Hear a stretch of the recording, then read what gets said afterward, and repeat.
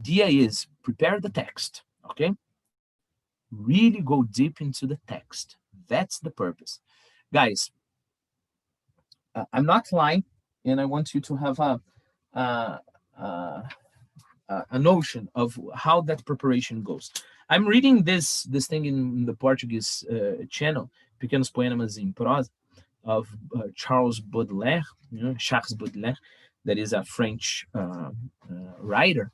And there is this little poem that it's supposed to be like a story. It's that's why it's Pequenos Poemas em Prosa. It's not supposed to be poem. And I remember I read it, and then I look up for a lot of words in the dictionary, even though I knew the meaning of those words. And then I started thinking about it, and then I was fed up. It was too much. And then another day I took up again, went to the dictionary one more time, thought about the definitions, and tried to establish connections with my experience. Guys, I did that 7 times during 3 weeks before I felt I was ready to record a video to present, you know. Um, of course, this is a little poem and etc., but I don't think our texts get very far from that. Mainly because we have two purposes in mind, right? Not only we have the purpose of understanding the human, material of the text, but language as well, you know. So all of your energy, I would say now, besides studying for the exam, right? And this is my advice for you if you are planning on reading literature. The other TC credits will always have literature, with the exception of didactics. In grammar we have, in language we have literature as well. We read one book, everybody together. So all of your energy, that's my advice, should be focused on the text. I know I've already told you that, but meaning what? Oh, I have the word here. I don't know, the thing I'm going to present to you today. I have the word upset, you know and then I know upset from, oh, I'm very upset, right? Okay, but then it's a little bit strange in the text, and then I go to the dictionary, and then I discover that upset is something like turnover. It's like knock over. So you can upset the teapot as well. If you upset the teapot, you don't look at the teapot and say, teapot, you're not such a nice guy, and then the teapot is like, oh, I'm so upset. It's not that. you know so I will go to the dictionary, take a look at those meanings. I will look at the examples. I will isolate each word, and then I will go back to the paragraph. And then I will go back to the paragraph just to feel now how the paragraph looks like after I get to know the words. And after that, I go back again, and then I feel the flow of the paragraph. This is the kind of job I think you should be focused on regarding your personal evolution, in language, in knowledge in general. Okay. Uh, so a nice strategy, if I were you guys, a nice strategy would be, oh, I'm too busy now.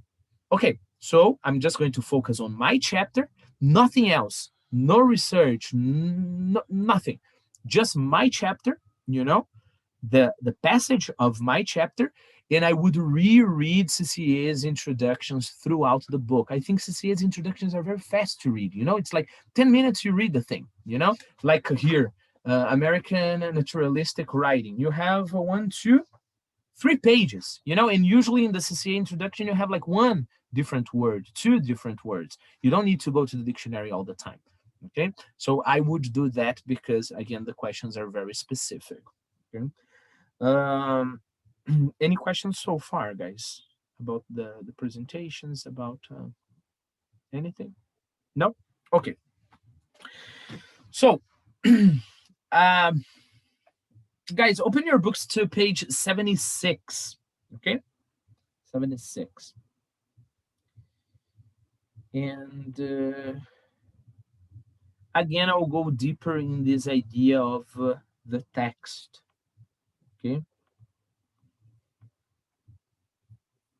I don't know if anybody remembers, because I don't think I remember. But in my the Old Man in the Sea videos, the three first ones everybody had to watch, there was a short story. It's like a flash story. Uh, does anybody remember it? I'll have to go to YouTube to consult myself. Uh, no, about baby shoes never used. No, nobody. Okay, so I'll just get you guys to tell me. There is something we call proposition, okay? And basically, a proposition is a truth. And I remember that I said in that video of the Old Man in the Sea that depending on the sentence, you are going to have many propositions or just one proposition, you know? And I told you guys that scientific language is simple compared to literature because ideally, scientific language will have a few numbers of propositions per sentence. You know, the idea is I should have a sentence and that a sentence should express a truth. There shouldn't be, more layers of meaning because for science, more layers of meaning may be vagueness and ambiguity. Okay. You shouldn't be vague when you're doing science and you shouldn't be ambiguous. You should be explicit and you should be direct. So things should be organized, right? And things should be very clear. I think that's the point. Things should be very clear, right? If you have a scientific theory and that scientific theory is completely in the light, meaning that the scientific theory is showing all of itself to you through sentences, that's good. That's you know how to write scientifically, all right? But think about it. With life is not like that, you know. And of course, we know that science uh, cannot cover all life. You know, science selects one specific aspect of life. You know, isolates that aspect in a lab. You know, because it would be too much. You know, and then science says, look, this aspect is like this. Even if we got guys all the scientific theories throughout the whole history, and I can give you, I don't know, 3 more thousand years into the future, right? Even if we got all of those theories and compiled, we couldn't make a life. Life would be much more complex than that. Okay, but of course, science doesn't intend to work with that. That's the idea of science. You identify what you're going to study, you isolate that, and then you study that thing, and then you can say, look, as I told you, in this aspect, it's like this, that, and that, and that. Okay, that's nice. For example, I don't know, in certain aspects, I like to give the example. Compassion, for example, is related to some chemicals in the brain, right? So nice. But science is not talking about compassion itself. Science is talking about some chemicals in the brain because it's not taking into account the person. It's not taking into account I don't know, I felt compassion because there was a kid there hungry. So the theory is not going to talk about that. All right. Now, literature tries to apprehend all the complexity of life. But of course, there is a price to pay, right? And the price is I'm not going to explain stuff, I'm going to see stuff, but I'm going to try to see stuff as complex as they are when I see them. Okay. Because of that, you will see that you see a sentence, and as I said, the sentence will have layer after layer after layer of meaning, right? And there will be a lot of things in the sentence you cannot see, but you can understand. And then the big question is, how is it possible? How is it possible that the guy doesn't tell you what you are understanding? You know, so what is happening? Okay, I got that it's between the lines. Okay, between the lines, it's okay. But how is it possible that not even between the lines and I understand some things, right? And then we have something extremely important, that is, we live in the same world. We share the same truth, right? And that's extremely important, guys, because, well, because of some reasons I won't go there now. But the idea is, you're describing something. Your sentence has some propositions, but I understand much more than that, and I can feel that. Why? Because I have gone through experiences that are analogous to that. So there is communication, not because of the text. This is important. There is communication not because of the text. There is communication because we both live the same things, all right? And the language, it will help us connect. Okay? Let me uh, ask a rhetorical question. And then you can ask, okay, but what about if I'm reading a story of a guy who is killing a lion, you know? And I've never killed a lion, I've never killed a lion. And how is it possible that I'm going to understand that? Well, I have never killed a lion, but apprehension, fear, excitement, sadness, regret, all of those, even though those emotions vary from individual to individual, they're still the same emotions. So it means that because we have the same base, again, that we can call the world, the reality, okay, or the truth, if you prefer, because we have the same base, I'll be able to understand and even feel something I have never experienced before, because I have all of the elements. Okay. Why is that important for us? Because it means that a good reader, and of course, I've told you that 100 times, but I think I'm still trying to learn that, so I think it's never repeating too much. Because a good reader will not stop on the text. A good reader will go deeper than the text. And then the question is, how is it possible to go deeper than the text? You will go to reality. But you won't go to reality. It's like, oh, I'm reading here. Ah, this is a nice ceiling. A TikTok video. This, it's not that. I will go to the reality the book is showing me. Okay. And I'm going to try to be digressive. And this is very good, guys, very good when I'm reading. But I will try to use the text as, how can I say, as a core, as a center that is going to get all my chaotic experiences and memories and sensations and feelings, and they're going to bring to the text. Okay. And then I'm going to, with time, I'll get the experience, and I'll get to know which experiences are analogous to the experiences studied in the work, in which experiences are just like, I got distracted so much, uh, because this is something we forget when we are reading. We read an experience and we forget that this guy is talking to us. So the thing, if the author is good, I can tell you that there are many, many, many authors that just live in the literature world. That's all they do. They just make sentences. But I can tell you guys that the good authors, they don't make sentences. That's not the point. Making sentences is just a kind of easy intellectual construction, right? uh I think I lost synthetically, I lost my sentence there, but I think the point is, uh if the author is referring to something else, the idea is, I will try to access this something else in life, in reality, in truth, whatever you want to call it, you know? And then literature gets into a very important status.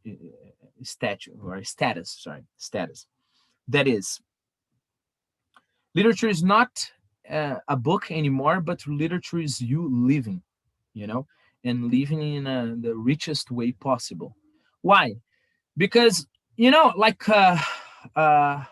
I can't have all kinds of experience. For example, I don't know, Crime and Punishment. There's this guy who kills an old lady. I can't go there and kill an old lady and say, I want to feel all kinds of emotions in life. How is it like to kill an old lady? I had a student once who said that, it's like, no, I want to have all kinds of experience in life. And then somebody said, well, even killing. And they said, yeah, why not? Because, you will never know. And then, of course, how do you answer a guy like that? You don't. Oh, I think it's okay. How do you answer a guy like that? You don't. You send him to a mental asylum, right? You I don't know. You get him a straight jacket and say, okay, yeah, yeah, Uh, but but it's possible to feel the sensation of somebody who is um, who is going to kill or has killed a person. It's possible because people have felt that, you know, and if they're good enough, they will give us access to that. Okay. So if we follow this idea, guys, the more personal a book is for you, the more you are reading the book. You are not reading words, you are not reading sentences, you are reading the book. Okay. And if you're reading the book, you are reading the life. And if you're reading the life, then you are expanding your mind. Then your mind is just living like hundreds of lives. I don't know, I take into account uh of course I told you I'm reading Dom Casmurro for the channel, right? And then I got to that part that Bentinho is very suspicious of Capitu. And I was depressed, because he's in such a situation that it's like, oh my God, Capitu is beautiful. We're great together. I don't know if you remember, but there's this part they just hug and kiss. And then Dom Casmurro. I like to, by the way, guys, I like to call them different names. I call Bentinho the character, Dom Casmurro the one that is writing, and Santiago when he is adult. And then Dom Casmurro describes that, saying that a sculpture could sculpt their figures, and he would get all the credit, but they would know that the merit were their merit because of how beautiful it was. And then you are there, and you think, yes, this is what's supposed to be happening. But then you hear, that voice saying, okay, but what about that money? Okay, why was she hiding that from you? And why was Escobar, so ready to try to explain? And then you start thinking, no, but that's absurd, that's nothing. And then you say, but what about this son? Remember that their son looks like, you know, uh, um, looks like the friend, right? So, and then you say, no, come on, Thiago, stop it. It's like it's just the kid imitating. Live your Capitu. It's the love of your life. Remember, guys, he used to go to parties after married, after 6 years of marriage. He would just look at her like impressed, and then you go back and say, no, but come on, it's like she's the love of your life. But you say, okay, but and what if you're raising a son that is not yours? And then you start feeling that kind of not only discomfort, but this feeling of tragedy. It seems you are trapped in this little world where you don't want to feel pain, but you don't want to be silly, and what if, and if you feel that intensively enough, it means that you don't need, and thanks God, I don't need my wife to cheat on me, or to, I don't know, at least seems to cheat on me, so I can feel, I don't need to say, I don't know, call a guy and say, can you seduce my wife, because I want to feel how it's like, to feel that kind of feeling. It's like my students, like, it's stupidity, right? So again, it means that it's not elements to analyze. It's not a text to analyze, it's alive to analyze. So I really like when students reread Dom Casmurro, and then they get to a point and say, I don't know, but I don't feel he should do that. Instead of, oh, that passage in that word, and treating it coldly. Okay, why am I telling you all this, guys? Because I don't know if you have read this passage of An American Tragedy. you know. But you will see this guy writes very badly, right? Very badly, you know. But he's a genius. But he writes very badly. If we start analyzing his text, his syntax is very bad. Sometimes his choice of words are not nice, mainly syntax. Logical conclusion, sometimes he starts a sentence and he doesn't have a logical conclusion for that, okay? Uh, so yeah, he doesn't know how to write so well, okay?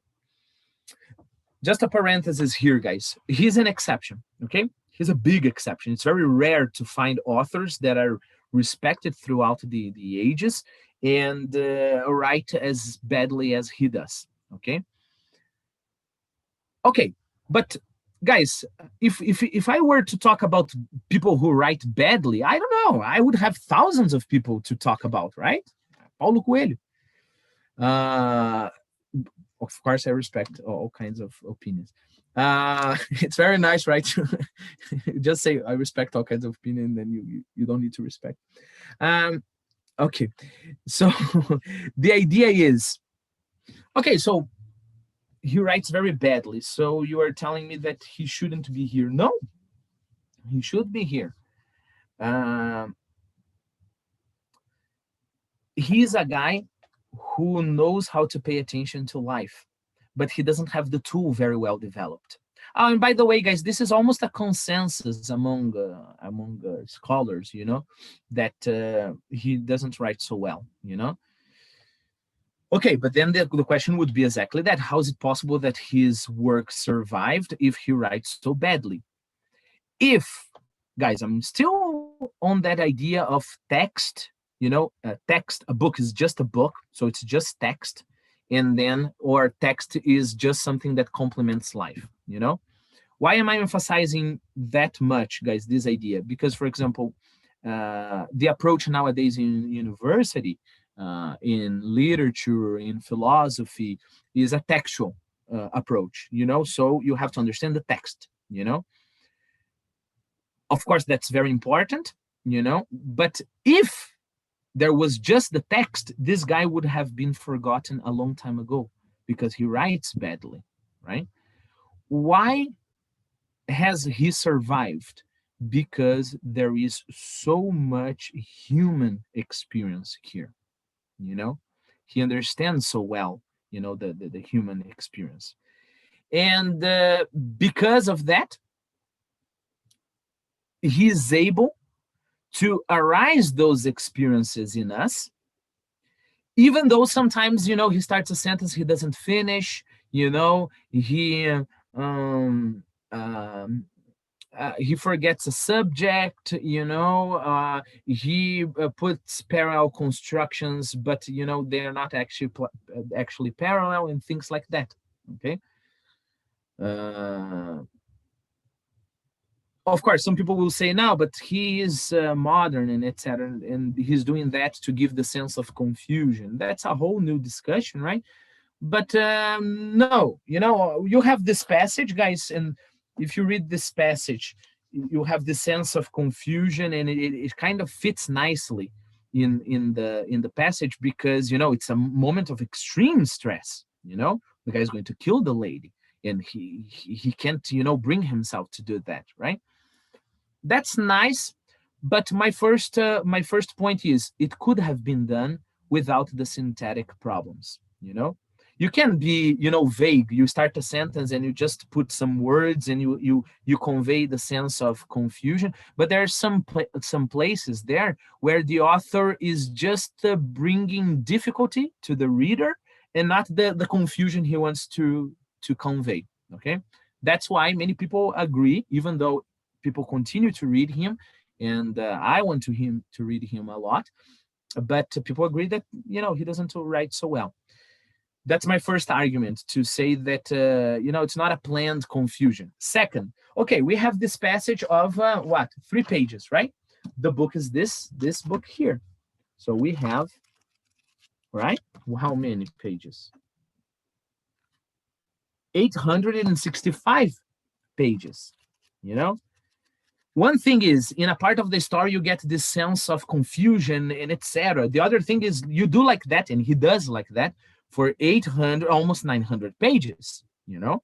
So again, it's not something planned, right? Sometimes it happens, guys, that authors want to innovate and they want to be different. Okay, and in my opinion, again, it's because some authors think the text is everything. If the text is everything, think about it. I'm going to write a book, right? And writing a book is just writing a book, has nothing to do with life. It just has to do with the ability. And then this guy thinks, but everybody has done so many things and I want to be different, you know. How will I be different? And then this is how those crazy things happen, you know.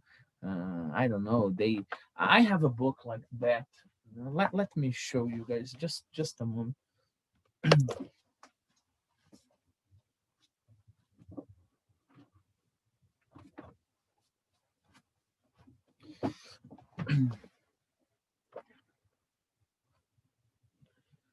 uh, Graphically speaking, it's very beautiful. It's like a box, right? And then you open it, and then you have like the little parts, and then you have it's sewn here, and then it's as if you don't have a cover, and then you have lots of images and etc. And then there's one part of the book that is like this, you know, all the pages are torn because I'm different. Yes, okay. And the book is pretty bad, guys. It's beautiful, you know. I really like it because the box is nice, you know, but the book is pretty bad, you know. And then I don't know. In the other, they get a lot of random pictures, you know, to talk about cannibalism, and then you have a lot of random pictures, you know, like all kinds of random pictures, you know. Uh, and then the idea is I'm doing something nobody has ever done before, you know, and I'm so special. Why does that happen, guys? First, because sometimes I think many authors are lazy, you know, many painters are lazy as well. You know, they're not willing to spend 20, 30, 40, 50 years studying the great masters and hoping one day his art will appear. They want it now. They want to feel, it now. But second, because if literature is just a book, everything has been discovered. And if everything has been discovered, my only way out is to create stuff. But many people have created stuff throughout time. So I will create something, shocking. And then, of course, we have the modern art taste for shocking, right? If it shocks you, it's whoa, some shit on the, floor. And then say, yeah, this is my art. You could never imagine there would be some shit on the floor, right? But of course, that's absurd because it's just, innovation per innovation. But the second, guys, and more important for our discussion here, uh, if you are not connected to reality, right? And if you think about it, guys, reality is infinitely complex, infinitely complex. That's not a figure of speech. I'm not exaggerating here. If I get a person, there was an author who said that anybody seen from close enough is somebody completely interesting.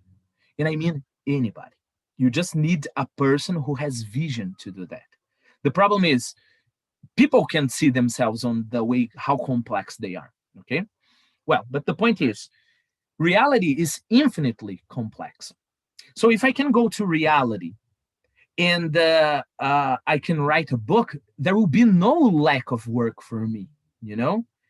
I will always be doing something different because people, even though in the surface we are similar, but we're always going deeper and deeper and deeper.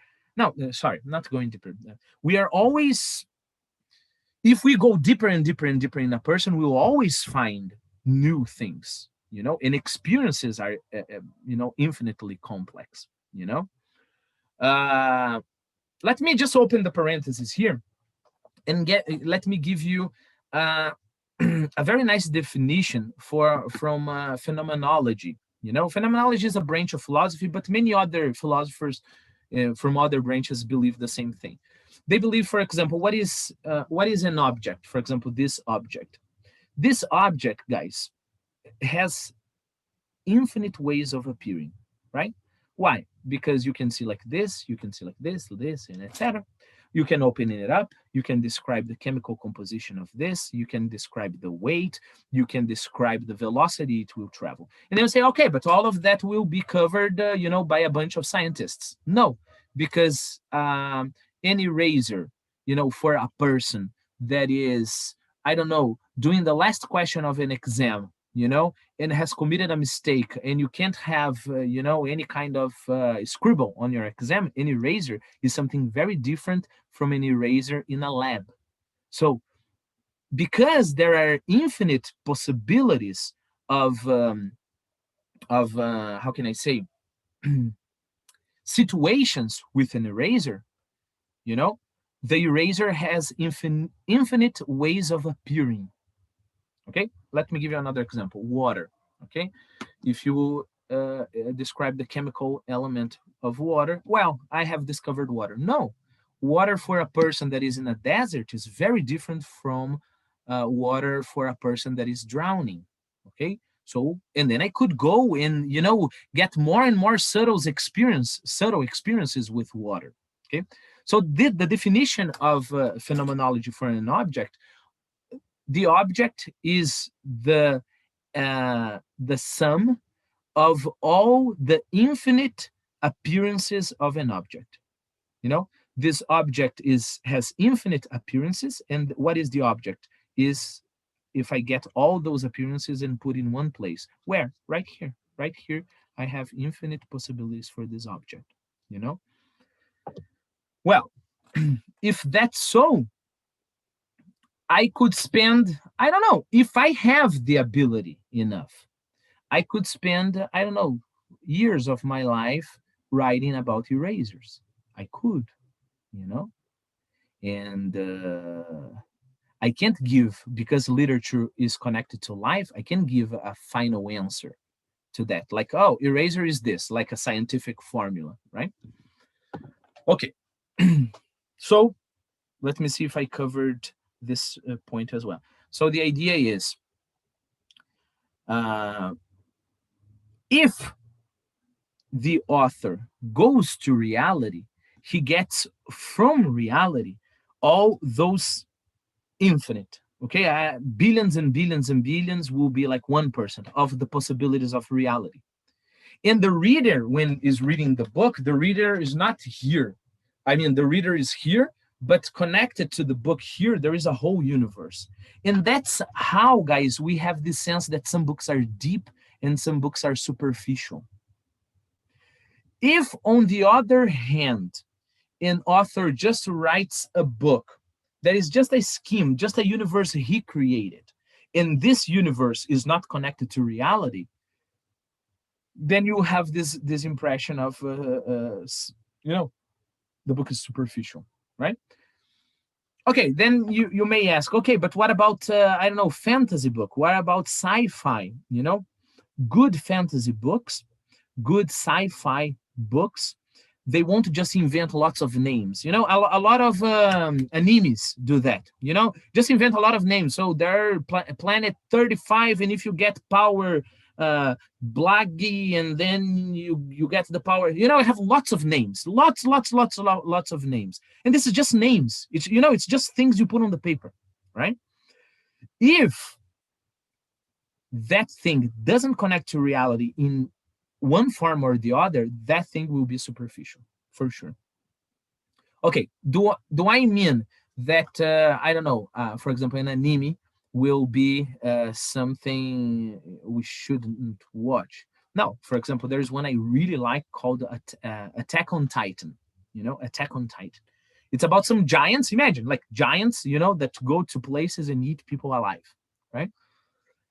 But why is that good? Because the terror showed there is real. The terror. Okay, the guy got the idea of huge giants. Giants taller than, I don't know, 50 floor building. Of course, that doesn't exist. It's completely from his head. But the terror is not from his head, and the terror he's getting from reality. The terror he didn't create in his book. He showed the terror in his book. You know. So in that sense, guys, and then the, I don't know, loyalty and whatever. So in that sense, guys, a good author is a person who is going to make you see. Basically, that's what he's going to do. He's going to create a very nice story. He's going to give you, I don't know, sense of curiosity. All of that is very nice.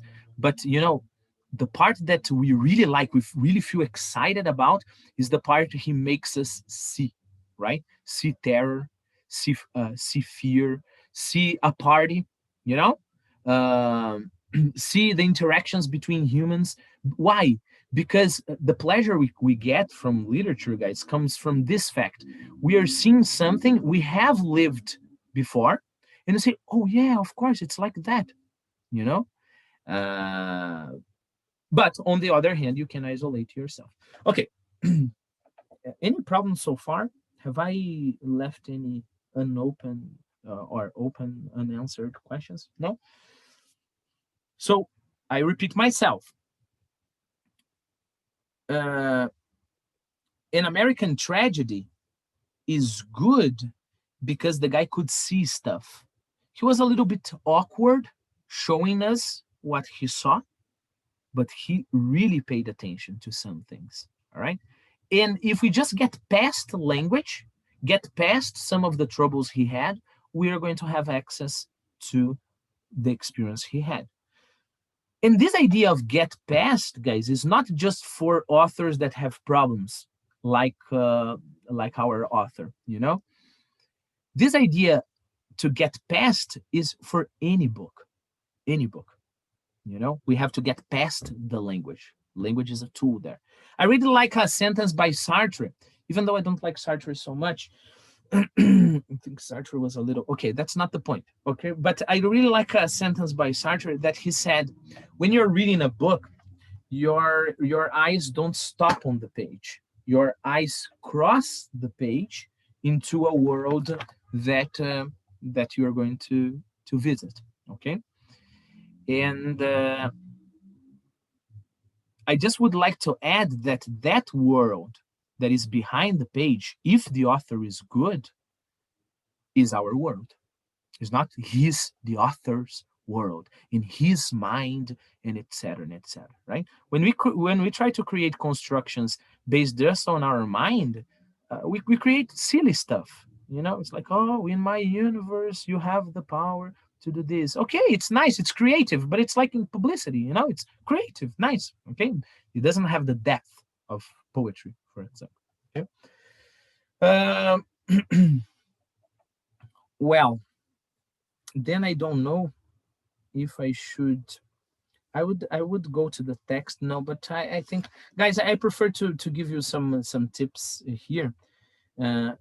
Okay, no, I'll change my mind again. So let's go to the text. I just want to put in practice what I told you. Okay.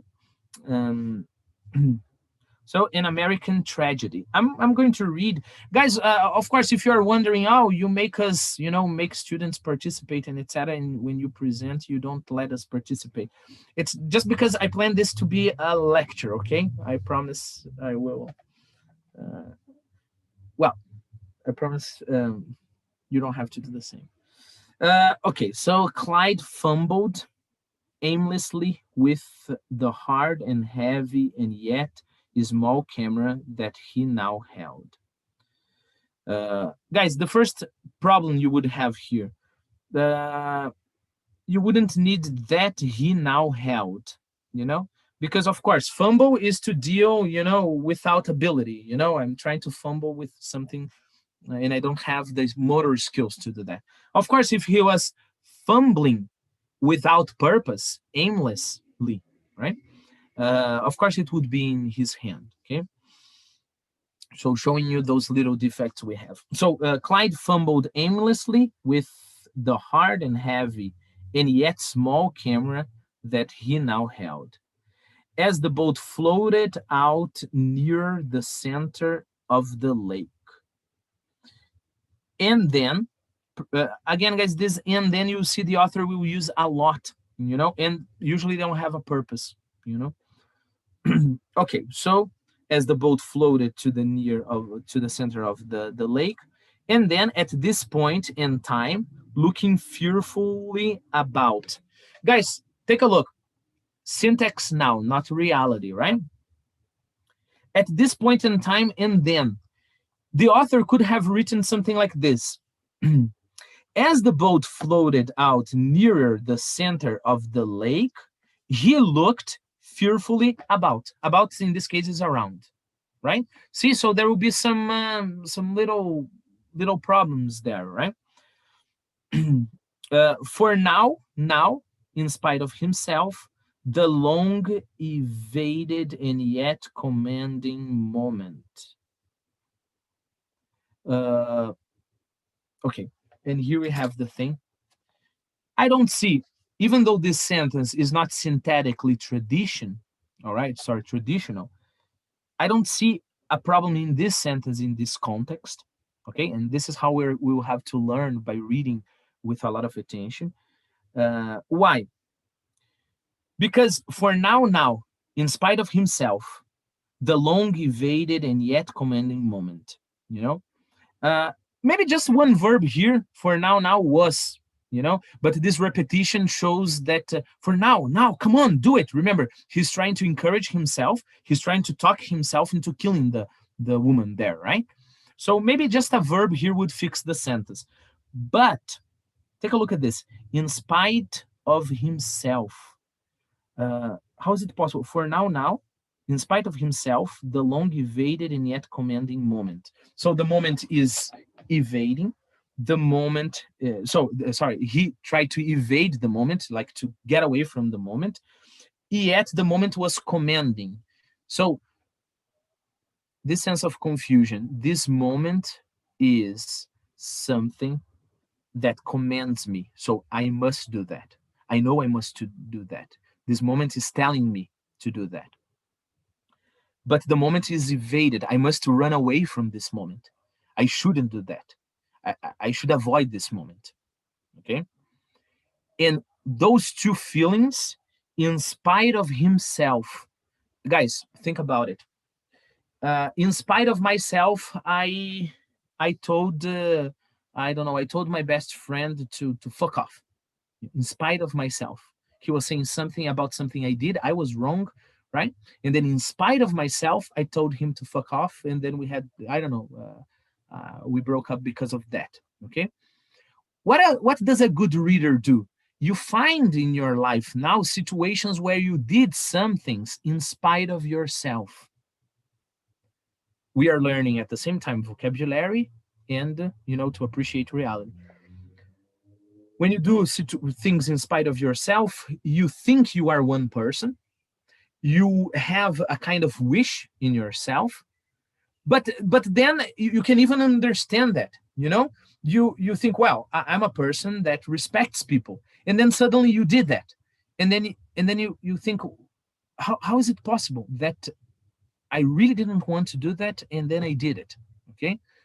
And once you go back to your life and you find situations that you did things in spite of yourself, you understand concept of temptation, for example. You will understand concept of doubt, and you will understand this guy, not just as a story, but as a drama. All right. So no, I'm completely sure I have to kill this woman. I have already planned, right? But I shouldn't. I should be out of here. I should get out of this moment.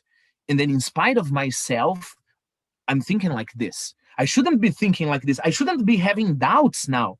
I should just go and do it. What is happening to me? You know? So that kind of personal approach, I think it's important to have in the work. Okay. So, guys, I don't think we have much time left. But in the end, I just want to tell you, personally, Thiago Kondajewski, okay, I don't know, I would take at least 1 hour to read this, at least, you know.